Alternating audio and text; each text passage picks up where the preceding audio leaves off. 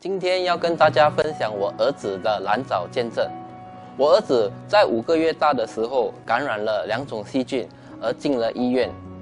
因为2种细菌，他需要吃2种抗生素。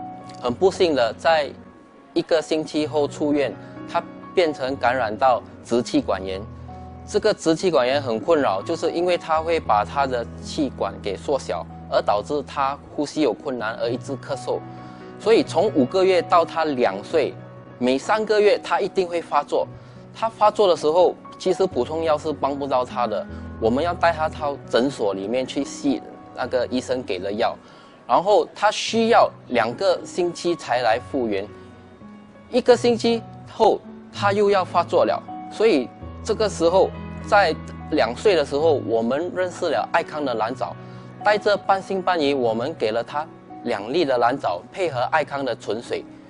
我们就很担心3个月会发作，其实没有发作，6个月又没有发作，第9个月还是没有发作。我们很开心，就把蓝藻的数量给增加到5粒。